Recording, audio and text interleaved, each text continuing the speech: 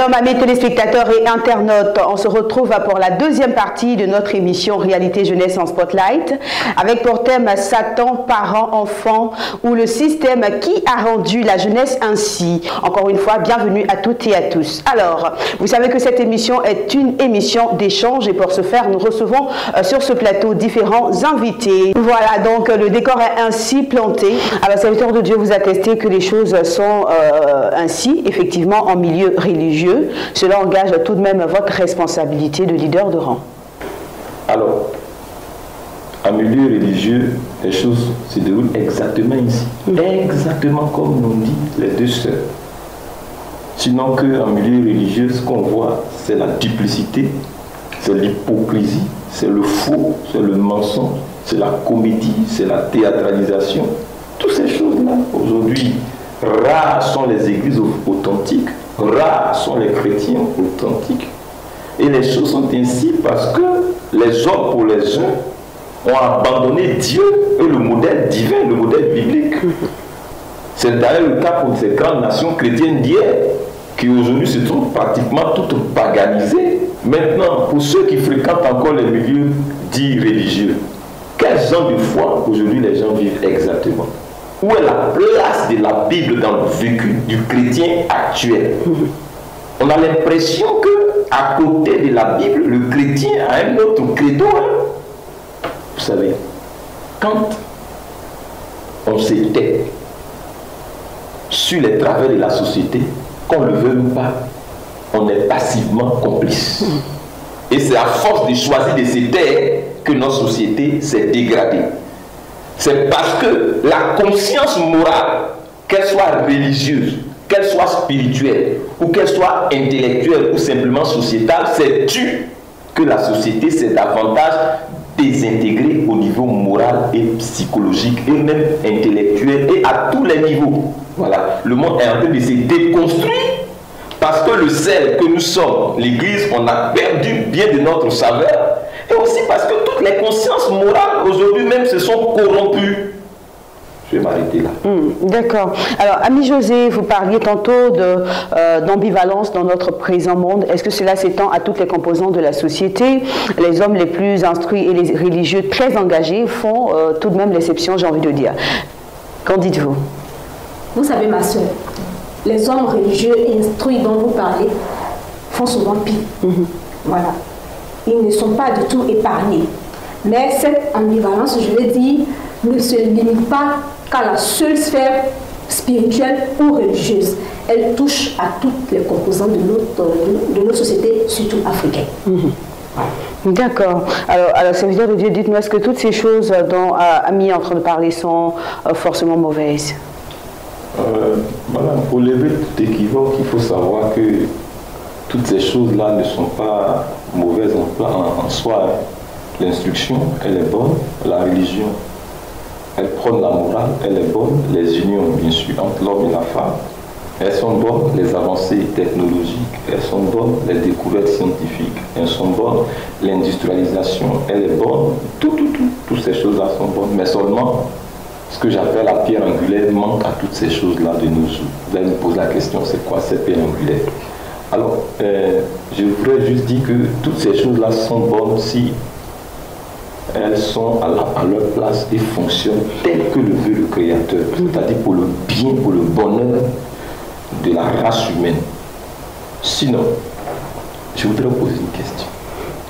À quoi sert l'instruction sans l'éducation? À quoi sert l'instruction sans l'éducation?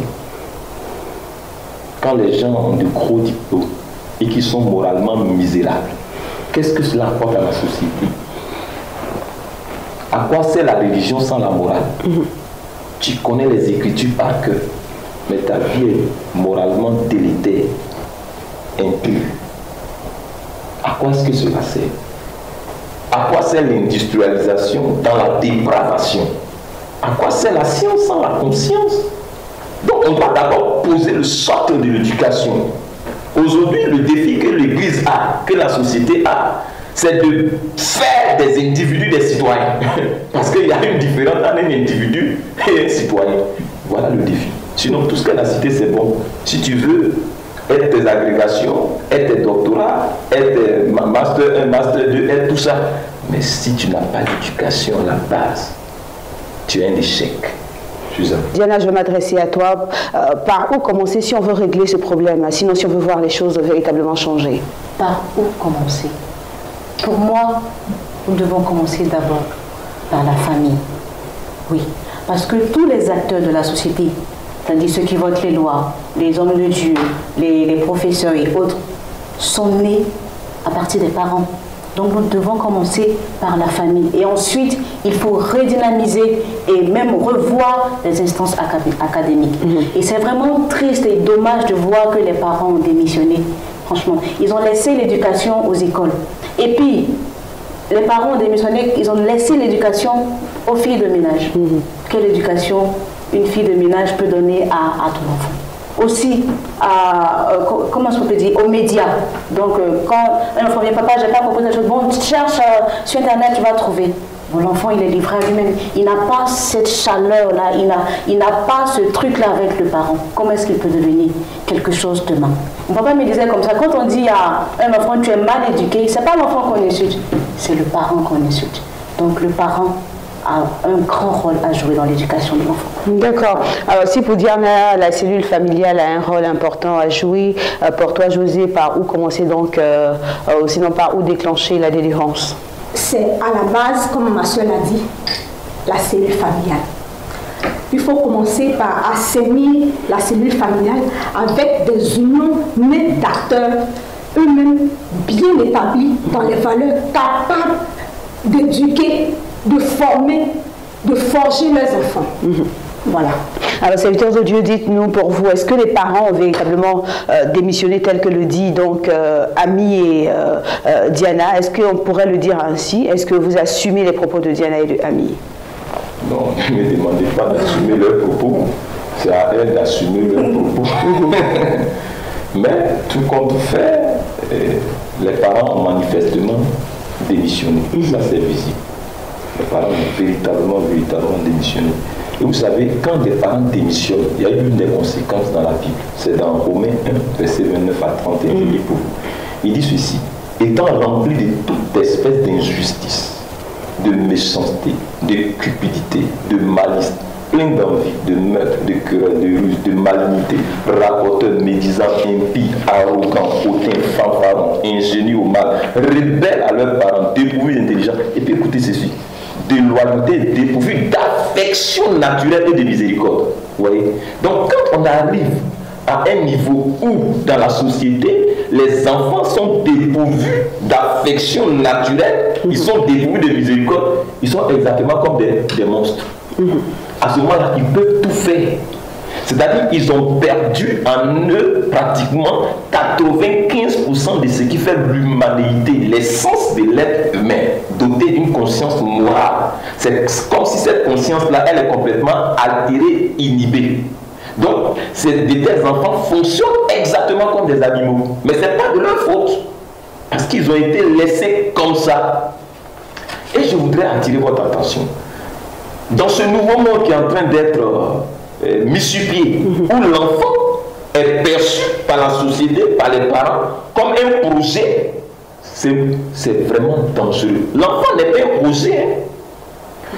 Les parents peuvent avoir le projet d'avoir un enfant, mais l'enfant lui-même, il n'est pas un projet. L'enfant est une vie. Parce qu'un projet, on peut l'arrêter. Un projet, on peut l'interrompre. Mais une vie, tu n'as pas le droit d'arrêter une vie parce que Dieu dit tu ne tueras point. Donc l'enfant c'est une vie, l'enfant c'est une personne. Donc aucun parent ne doit avoir la présomption ou même la méchanceté d'interrompre l'existence d'un enfant ou même de se débarrasser d'un enfant. L'enfant doit grandir dans la chaleur familiale, l'enfant doit être éduqué par ses parents. Et un enfant c'est une responsabilité familiale, c'est d'abord une responsabilité parentale. Donc je suis d'accord mes deux sœurs. Alors donc pour vous, par où commencer si on veut restaurer les choses? Mais bien évidemment, par d'abord les familles. Et quand j'entends les familles, les parents d'abord. C'est vous deux qui vous êtes accordés pour concevoir. L'enfant, c'est le fruit d'une union. N'est-ce pas? C'est le fruit d'une union. Donc c'est votre responsabilité. L'enfant, ce n'est pas le fruit d'un simple bonheur de libido. L'enfant, c'est le produit de l'amour, ça doit être le produit d'une vision. Et on doit être assez responsable pour assumer l'accomplissement de cette vision-là. Savoir que l'enfant grandisse dans les conditions les meilleures et qu'il soit bâti avec les valeurs citoyennes, notamment les valeurs bibliques pour nous les chrétiens. Maintenant, les parents doivent jouer le rôle de premier rang. Ensuite viennent les instances académiques. Et là, il faut faire la part des choses. Il ne revient pas en priorité aux instances académiques d'éduquer les enfants. C'est d'abord les parents. Ensuite, les instances académiques prennent le relais de façon conjointe avec les parents pour l'émancipation, pour le plein épanouissement de l'enfant. Voilà. D'accord. Alors, il n'y a tout de même pas que la famille qui soit impliquée dans ce chaos socio-civilisationnel, Ami. Absolument pas. Absolument pas, ma soeur. À côté de la famille, il y a d'autres facteurs qui rentrent en ligne de compte. Je veux parler de l'aspect économique et social. Ici, on peut ressortir la pauvreté. La pauvreté est un facteur qui favorise ce chaos socio-civilisationnel. À côté de la pauvreté, nous pouvons aussi citer l'environnement social dans lequel l'enfant évolue. Il voit, il regarde, il copie. Nous pouvons aussi parler de modèles, ce que les enfants appellent mon idole. Bon, il est ton idole. Il vit comment? Quelles sont ses valeurs? Qui est le Dieu ou bien l'esprit qui l'anime? Vous comprenez, ma soeur? Voilà un peu ce que nous pouvons dire par rapport à ces aspects-là, ces facteurs. D'accord. Diana, est-ce qu'il existe encore d'autres facteurs qu'on pourrait souligner?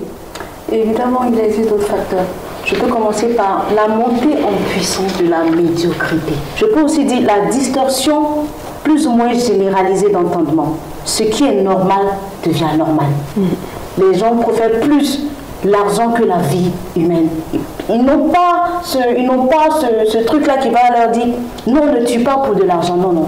Actuellement, c'est l'argent ou rien. Ils peuvent tuer leurs frères, leurs parents, leurs soeurs. Tout ce qu'il faut, c'est qu'ils puissent atteindre leurs objectifs d'avoir de l'argent. Et ça, c'est vraiment dommage. Je peux citer aussi la démission et la complicité implicite des parents. Il y a des parents qui disent à leurs enfants, bon, tu es assez grand, hein, tu peux te débrouiller, surtout pour les filles. Et quand, effectivement, elles se débrouillent, quand elles viennent avec l'argent, les parents ne se demandent même pas dans quelles conditions, si elles ont fait du commerce, si elles ont fait quoi. Ils prennent l'argent et aussi, bon, la vie avance tranquillement. Et ça, c'est vraiment dommage. Et pour finir, je peux dire la vision des grands décideurs de ce monde. Tout dépend de la feuille de route que ces décideurs-là ont. Alors, Homme de Dieu, Ami et Diane ont fait mention de beaucoup de facteurs impliqués donc dans la déviation des enfants quant aux valeurs. Est-ce qu'on pourrait, en termes de résumé, les regrouper en un bloc pour que cela soit un peu plus fluide dans l'esprit des uns et des autres? Oui, ça c'est un exercice un peu difficile, mais bon, si je veux regrouper, on pourrait les regrouper, tous les éléments qu'elles ont eu à citer, on pourrait les regrouper en 5 déterminants majeurs. Il y a le déterminisme dit institutionnel, c'est-à-dire le fonctionnement des institutions. Là, il y a l'école qui intervient, l'éducation, l'institution académique. Il y a aussi la législation, c'est-à-dire les lois qui influencent et dictent les comportements des individus ou des citoyens. Donc ça, c'est le déterminisme dit, qu'on appelle ça, institutionnel. À côté donc du déterminisme institutionnel qui explique pourquoi les enfants sont comme ça, il y a aussi le déterminisme social, c'est-à-dire le mode de fonctionnement de notre société, le mode de fonctionnement de notre environnement, l'environnement dans lequel les enfants évoluent. Ne t'attends pas à ce qu'un enfant qui est dans un environnement de drogués devienne un agrégé d'université quand même. Ne t'attends pas à ce qu'un enfant qui est dans un environnement où il n'y a pas d'école, tu ne sais pas quelle magie sera un technocrate. Absolument pas. Il y a des choses auxquelles il ne faut pas s'attendre lorsque les conditions ne sont pas réunies. Voilà. Et puis on a le déterminisme familial, c'est-à-dire le background familial lui-même, l'éducation familiale de base, l'influence du modèle familial, un papa alcoolique, une mère alcoolique, l'enfant sera bien évidemment alcoolique. Oui. Vous savez, il y a des vices qui se pérennisent de père en fils ou de parents en enfant, d'ascendant au descendant. Il y a des comportements. Il y a aussi des professions qui se pérennisent d'ascendant au descendant. Hein. Vous allez voir Paolo Maldini, son père fut footballeur, lui il est footballeur, son fils est footballeur, ainsi de suite. Donc l'enfant idéalise la profession, les valeurs, le comportement, la personne de son parent. Donc le modèle parental, il influence fortement l'enfant. L'autre déterminisme, le quatrième, c'est le déterminisme spirituel. Il veut dire qu'il y a des facteurs liés à la spiritualité qui influencent le devenir, les comportements, les agissements des enfants.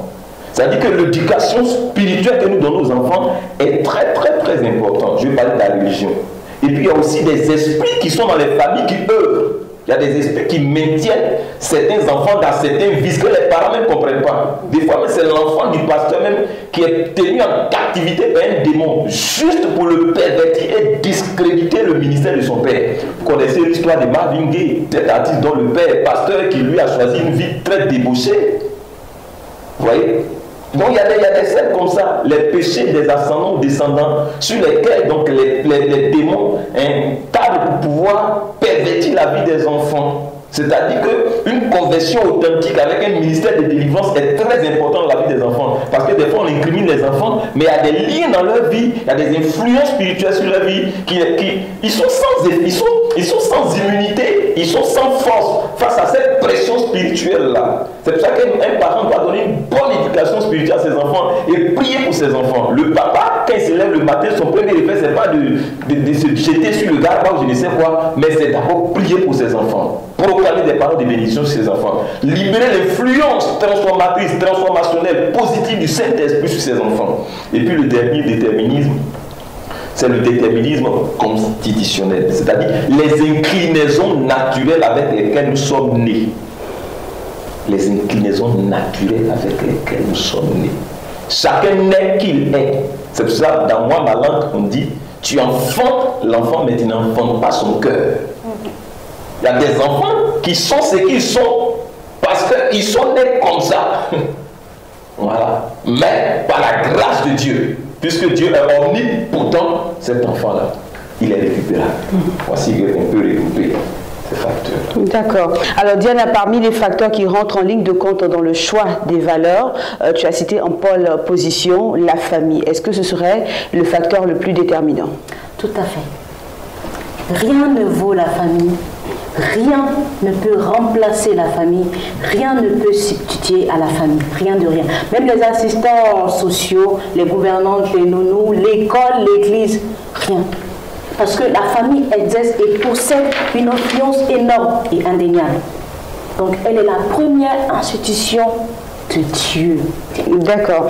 Ami, comment la famille, selon toi, comment la famille exerce-t-elle une telle influence telle que décrite en ce moment? Comment cela se passe-t-il? L'homme naît dans une cellule familiale. Tout à fait. Voilà.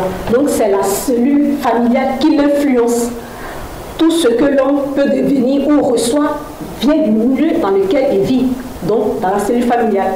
C'est ce qu'il va laisser transparaître plus tard dans la société. S'il a reçu de bonnes valeurs, cela se verra dans la société. On dira donc qu'il a reçu une bonne éducation de la part des parents. Mais s'il n'a pas reçu une bonne éducation, cela transparaîtra également. Et on accusera sûrement les parents. D'accord. Alors, prophète, donc, vous décrivez ici un tableau absolument pas réluisant, qui tenez-vous juste pour responsable de cet état de fait et des choses dont nous parlions ici? Je ne tiens personne pour responsable, mais en même temps, je tiens tout le monde pour responsable. Nous ne sommes pas venus incriminer qui que ce soit ni aucune institution. Nous sommes là pour contribuer à situer, comme l'a dit ma soeur, à la première émission, situer les parts et les niveaux de responsabilité pour que une restauration efficiente soit conduite par l'implication des uns et des autres, pour ne pas que les enfants qui ne sont même pas encore nés soient sacrifiés sur l'autel de ce système, de ce monde qui s'est déployé pour pervertir, pour liquider les prochaines générations sur l'autel des antivaleurs, sur l'autel de la perdition, sur l'autel de la déviation, sur l'autel de la divinisation de l'argent, de la divinisation du matériel, sur l'autel de la dépravation, sur l'autel des vices. sur l'autel de l'ignorance, sur l'autel des distractions, des amusements et de la confusion, nous disons que la catastrophe sera grande si rien n'est fait à la Wali. Et nous sommes venus dire à la race humaine que Satan, je le répète, Satan a subtilement réussi à renverser les priorités. De sorte qu'aujourd'hui, tout le monde accepte de faire avec. Sinon, la priorité des priorités, c'est quoi? C'est la famille. C'est la première institution de Dieu. La famille a existé avant l'Église. L'Église, c'est le produit de la chute. C'est parce qu'il y a eu chute que Dieu a restauré les choses par l'Église. Mais la famille, c'est le produit de la grâce. Il n'y avait pas encore de péché lorsque Dieu instituait la famille. Donc il faut revenir à la normalisation de cet idéal divin de départ. Parce que lorsque la famille est touchée, c'est toute la société qui se gangrène. Puisque tous les acteurs sociaux naissent d'une famille. Et laissez-moi vous dire que si notre société va si mal à l'échelle planétaire, c'est bien parce que ce qui est supposé assurer l'osmose, l'équilibre, le bien-être de notre société est touché. La famille est touchée. Satan a compris qu'il ne faut même pas s'attaquer à plusieurs choses. Attaque-toi à la famille seulement et puis c'est fini là. Une fois que la famille est touchée, c'est fini. Dans les églises, si les familles sont touchées, c'est fini. Dans les sociétés, si la famille est touchée, même le chef d'entreprise, lorsqu'il a des problèmes à la maison, beaucoup de réactions bizarres des patrons là, c'est ce qui s'est passé la nuit. Ou même avec les enfants, mais il est perturbé, il est déséquilibré. L'homme tire sa force de la famille. Lorsque le pH de la famille est bon, il est agréable. Lorsque l'environnement familial est agréable, mais c'est le bonheur. Le bonheur vient de l'équilibre familial. Le bonheur vient de l'équilibre familial. Et une famille exemplaire, à coup sûr, est un moule pour avoir des enfants bien éduqués, des enfants, franchement, épanouis, des enfants qui vont à coup sûr réussir leur vie. Mais une famille dysfonctionnelle ne pourra engendrer que des enfants à comportement dysfonctionnel. Et là, pour finir, Madame Wali, je voudrais dire que pour retrouver cette famille modèle, authentique, telle que le Créateur l'avait voulu, il faut revenir à Christ. Et là, je rejoins le patron du FBI qui disait que la solution au mal des USA, c'est Jésus-Christ. Il faut un retour à l'évangile authentique. Il faut quitter toutes ces ambivalences-là, toutes ces hypocrisies-là, pour une foi sincère. Je vais m'arrêter là. D'accord, on va dire que nous partons pratiquement pour la fin de notre émission. On va donc aborder les propositions de solutions. On va démarrer donc avec Diana. Qu'est-ce que tu proposes en termes de solutions? Ce que je peux proposer, c'est que nous devons aider les enfants à se construire. Voilà, à avoir ces valeurs qui sont en train de se perdre là. Et il doit avoir de bons modèles. Les parents sont pour quelque chose. Les parents doivent montrer, ce n'est pas seulement de dire fais ça, mais les enfants doivent voir également ce qu'ils disent de faire. Ils doivent voir ça aussi aux parents. Et les parents aussi doivent remonter pour arriver au niveau du Christ. Parce que c'est comme ça. Voilà. Les enfants regardent les parents doivent regarder Christ pour vraiment une bonne famille. Voilà. D'accord. Ami José, tu proposes quoi en termes de solutions? Je propose la redynamisation de tous les modules. C'est-à-dire? Voilà. La famille, le système éducatif, le système religieux, le système sociétal. Voilà. D'accord. Voilà, Satan, parents, enfants ou le système qui a rendu la jeunesse ainsi, c'est le sujet qui nous intéresse depuis la semaine dernière. Serviteurs de Dieu, nous en sommes donc au point de chute de cette émission. Pour vous, si on doit véritablement situer les responsabilités, à qui la faute de ces situations? Merci ma chère sœur. Alors en conclusion, nous dirons que les responsabilités sont fort bien partagées entre la famille, je dis les parents, la société dans toutes ses composantes institutionnelles, majeures et mineures, les enfants également eux-mêmes, et le système de ce monde avec son agenda luciférien caché, secret et ses objectifs pas très sains. Voilà. Mais en tous les cas, j'assume mes propos, la responsabilité majeure revient à la famille. Parce que si la famille assume bien ses responsabilités, fonctionne comme cela se doit, il est évident que ça sera le dénouement du nœud gordien de cette affaire. Si la famille assure, les autres déterminants pourront aisément prendre le relais et fonctionner correctement. Et alors le processus de la restauration, normalisation s'enclenchera tout seul.